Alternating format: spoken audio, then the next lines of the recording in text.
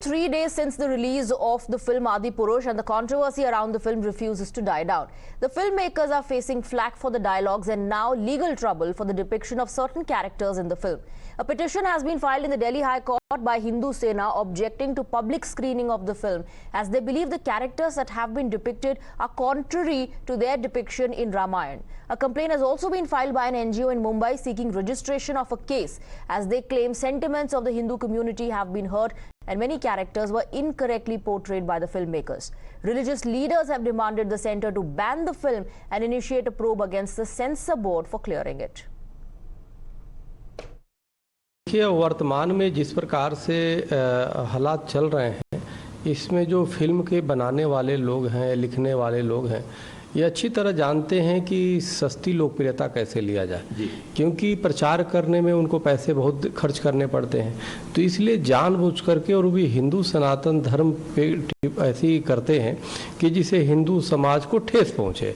उनको किसी की भावना से, धार्मिक भावना से कोई लेना देना नहीं है, उनको पैसे कमाने से मतलब है। ये भगवान राम के चरित्र पर जिस प्रकार से उन्होंने उसको लांछित करने का काम किया है, ऐसी फिल्म को प्रतिबंधित करना चाहिए। और भारतीय सभ्यता संस्कृति बिल्कुल भी राम का अपमान करने की इजाज़त नहीं देती। जो हमारी धार्मिक भावनाएं होती है, उन धार्मिक भावनाओं को तोड़ मरोड़ कर समाज के सामने प्रस्तुत करना और आने वाली जो पीढ़ी है उसको गुमराह करने का इस फिल्म में काम किया जा रहा है। आदिपुरुष जो फिल्म है वो सनातन संस्कृति पर हमला है। हनुमान जी को, राम जी को एक भद्दे तरीके से पेश किया गया है। तो वास्तव में ये सनातन संस्कृति को बदनाम करने के षड्यंत्र है। उस षड्यंत्र का ही एक प्रारूप आदिपुरुष फिल्म है। मैं तो बड़े आश्चर्यचकित में हूं कि सेंसर बोर्ड ने उसे कैसे पास कर दिया। भारत सरकार को तत्काल इस फिल्म पर बैन लगाना चाहिए और जो सेंसर बोर्ड में जिन्होंने पास किया उनके खिलाफ भी कार्रवाई करनी चाहिए। Amid backlash over the dialogues in the film, the filmmakers have now decided to rework some of the dialogues and hope to reflect the changes soon. मैं ब्रह्मा नहीं हूं कि मैंने कलम उठाई, लेखनी से जो लिख दिया वही विधि हो गई। अरे बिल्कुल नहीं। मैं राम तत्व को समझने का प्रयास कर रहा हूं, मैं बजरंग बली को समझने का प्रयास कर रहा हूं। 5 डायलॉग पे आपत्ति है, मैं 5 बदल रहा हूं 100%। और मैं आपसे पूछ रहा हूं, आप बताएं, क्या इसके पहले कभी ऐसा हुआ है कि आपके किसी एतराज पे किसी फिल्म मेकर ने, किसी राइटर ने कुछ बदल दिया हो? इस फिल्म में बदल रहा है। Unimpressed with the promised retractions, the opposition has escalated the blame game to not only seek an apology from the team behind Adipurush, but also the Prime Minister. देखिए, भाजपाइयों से मैं ये कहना चाहता हूं कि तुम धर्म के नाम पे धंधा मत करो।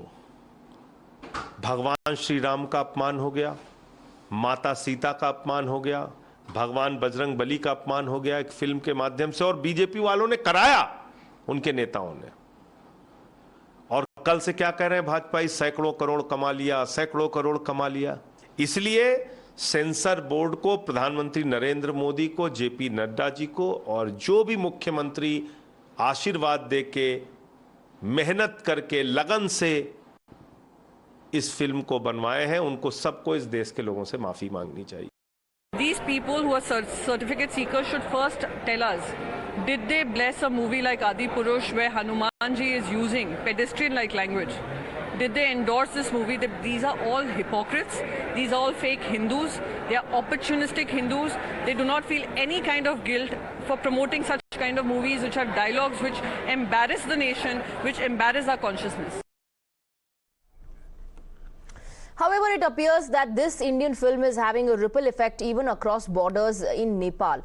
The local administration in Kathmandu has now decided to completely black out all Hindi films in the city. The bone of contention is the fact that Sita is being depicted as India's daughter, and the mayor claims that they had sought the removal of the mention of Sita as India's daughter, as it does not safeguard their national interests.